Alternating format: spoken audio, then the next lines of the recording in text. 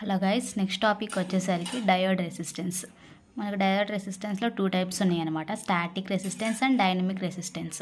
So writing మాత్రం neglect చేయండి, just content చూడండి. ఇది రన్నింగ్ నోట్స్ అనమాట, అందుకే ఇలా ఉంది రైటింగ్. సో రైటింగ్ మాత్రం నెగ్లెక్ట్ చేయండి. స్టాటిక్ రెసిస్టెన్స్ అంటే when forward bias voltage is applied to A diode that is connected to A DC circuit. A DC flow through a diode. In DC circuit, the charge carriers flow steadily in single direction.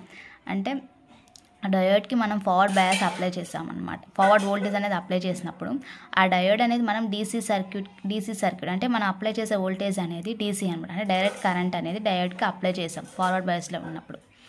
So అప్పుడు charge carriers అనే ఏంటి, DC apply చేయడం వల్ల charge carriers అనేది స్టడీగా single డైరెక్షన్లో flow అవుతుంది, steadily in single direction. So ఆ టైంలో మనకు రెసిస్టెన్స్ అనేది, మనకు డయోడ్ అనే రెసిస్టెన్స్ ఆఫర్ చేస్తే దాన్ని మనం స్టాటిక్ రెసిస్టెన్స్ అంటాం.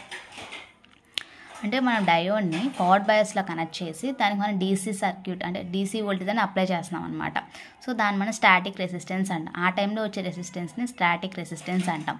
So it is also defined as RF is equal to DC voltage by DC current. DC voltage అంటే డయోడ్కి అప్లై చేసే వోల్టేజ్, అండ్ DC కరెంట్ అంటే డయోడ్లో ఫ్లో అయ్యే కరెంట్ అనమాట.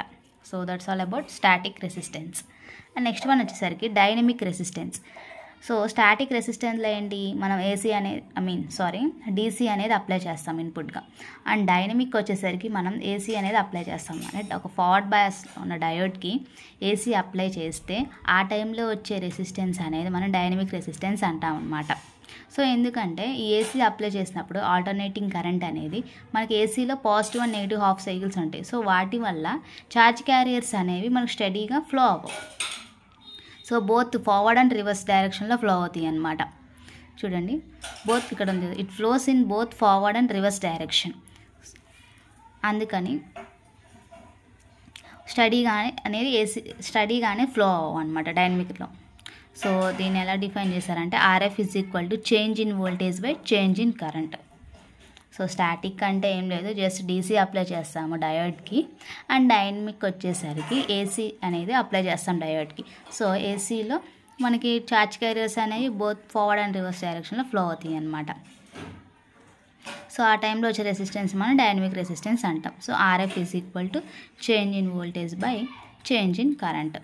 So that's all about static and dynamic resistance. I hope మీకు అర్థమై ఉంటుంది అనుకుంటున్నా.